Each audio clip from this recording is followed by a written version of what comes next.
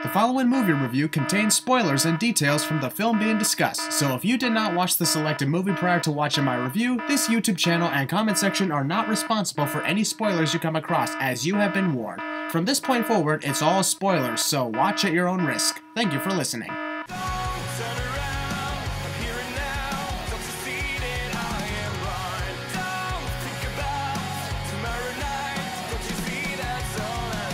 You know, there's still not a Lego version of Christian Miracle yet. Is it possible? I'm just going to say ask in the comments right now. Will any one of you create a... The roads are icy. Stop doing that. Will anybody create a Lego version of Christian Miracle? If so, I got social media. Go follow me on Twitter. Follow me on Instagram. The links are in the description right now. And if you actually manage to come up with something like a Lego version of Christian Miracle, let me know. I want to see that. That'd be awesome. But in the meantime, speaking of Legos, this is my review on Lego Movie 2, the second part. Really? It's literally titled that? The Lego Movie 2, the second part. That's lazy. Sucks. But oh well. As you guys know how the ending of the first movie went, Emmett saved their city of Bricksburg, but then all of a sudden, here's the thing, in the real world, like the Finn, that's his name, Finn and his father, the man from upstairs, so we'll just say Will Ferrell. Will Ferrell's awesome. He says that his little sister is now going to play with them, and that causes a lot of chain of different reactions, and thus Emmett and his friends are visited from people on the planet known as Duplo or Duplo. Was it Duplo or Duplo? I saw the movie earlier today. I already forgot the name. Damn it. From everybody's perspective, the aliens, or whatever they call it, the Duplos or something like that. Duplos, Duplos. I'll just say the hearts.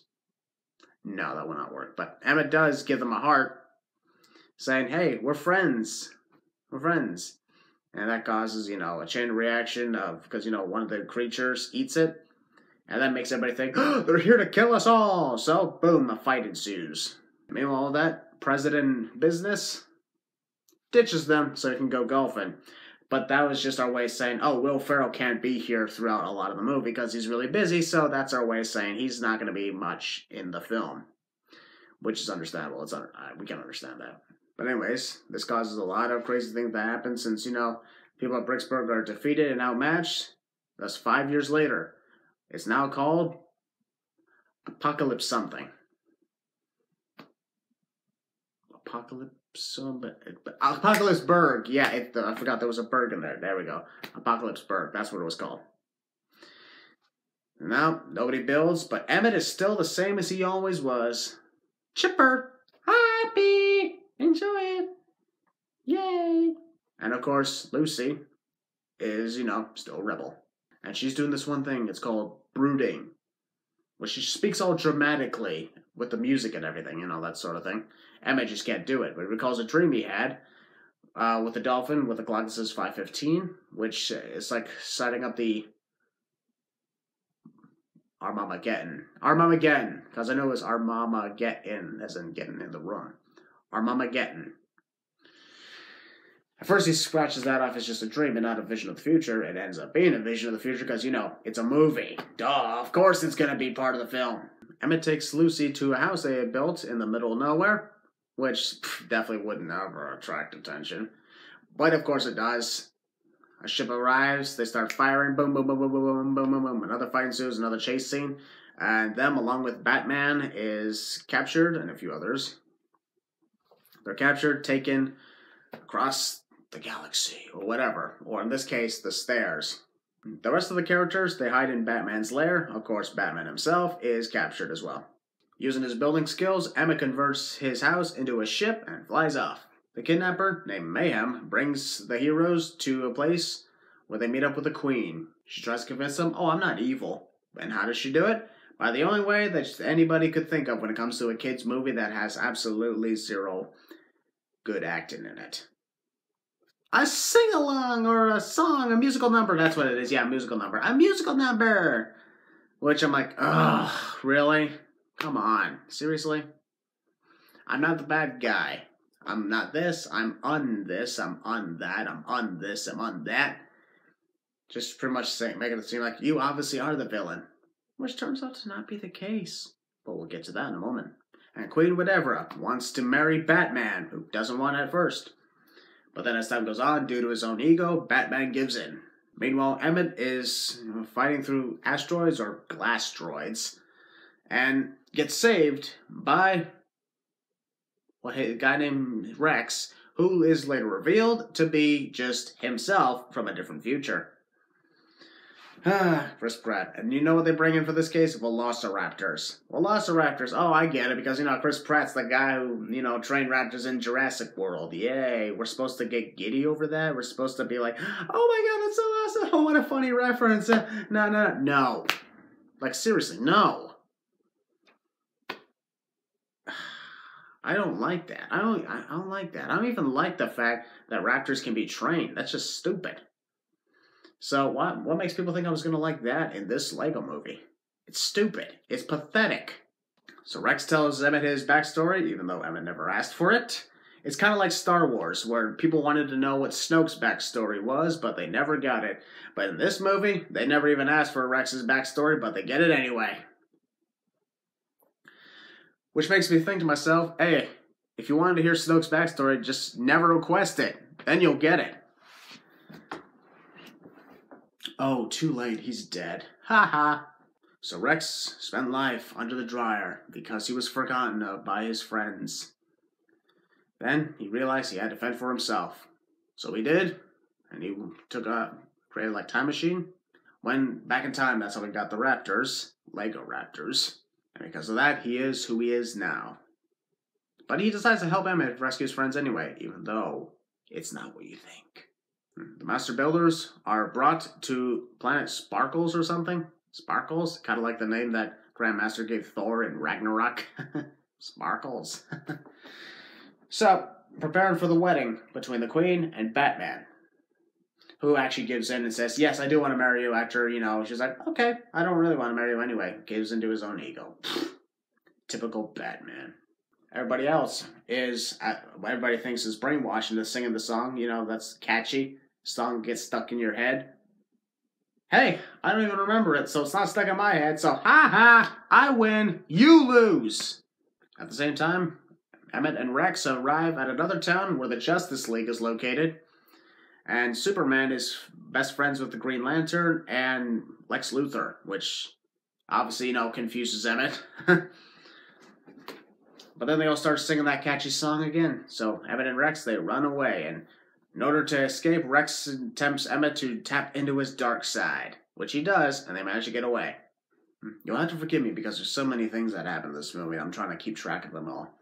But the best way, I'm just going to try to speed things up. Lucy manages to run into Emmett and Rex.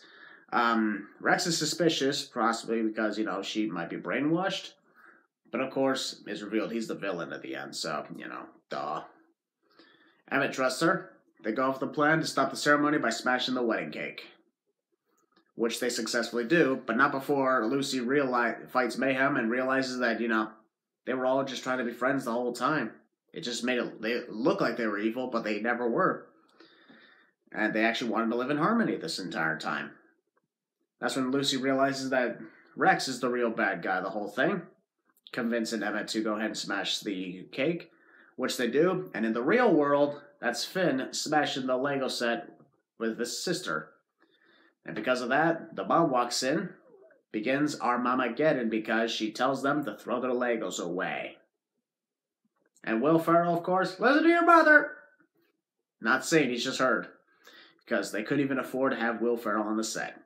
Rex takes Emmett away while, the black hole opens, begins to swallow everybody else. And then, of course, he reveals, oh, I'm actually you from the future. And now because of this, we can rule together. Since we got what we want. Emmett obviously doesn't agree with this plan. Gets thrown himself into the dryer. Meanwhile, everybody else, actually, this is a funny thing. They actually show everybody get put into the bins. And then it says, the end. Then, of course, it's not really the end. That was just a fake out moment. And what do they do in order to keep up hope? They do another musical number. This is like the third one of the film. And I'm like, another one? Good Lord, not every movie, not every kid's movie has to have a friggin' musical. Like, seriously, I don't understand all that. Emmett tries to free himself, but he has limited movement, so Rex joins down there and they fight comedically. Because, two Legos. It's funny. Sometimes. Not all the time, though. Meanwhile, Finn and his sister Bianca, they seemingly get on the same page. They start playing with their Legos again, to the happiness of their mom. Wilfred once again asks, "Honey, where's my pants?" But because of that, the Legos are free. And because of that, everything is turned good. And Rex can no longer exist. Because, Emmett never made the choices that he made.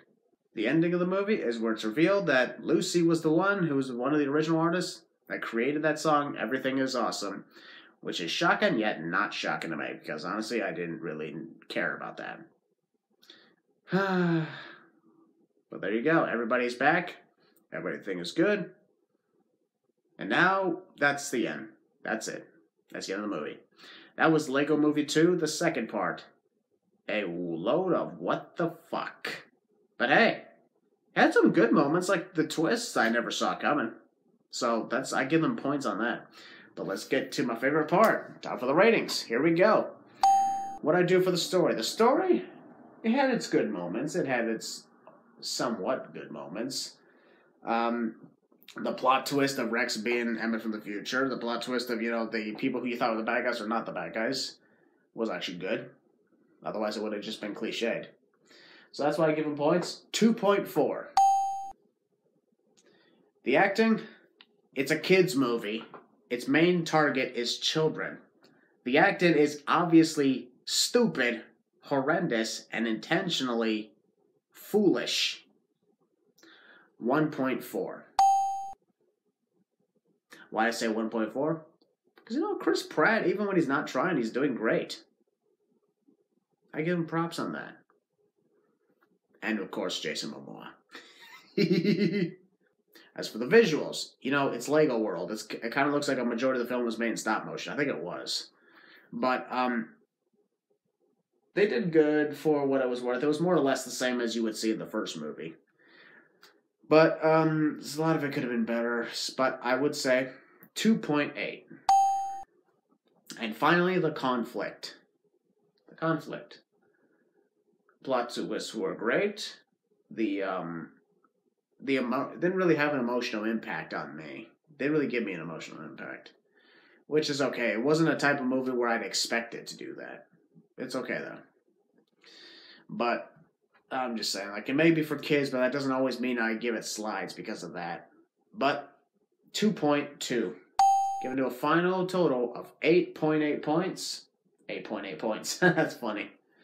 And the final percentage rating of 44%. Another mixed review. So, there you guys go. That was my review on the Lego Movie 2, the second part. I still don't understand why it's called that. But for now, we'll see you guys the next time on MARACLE'S Movie Reviews.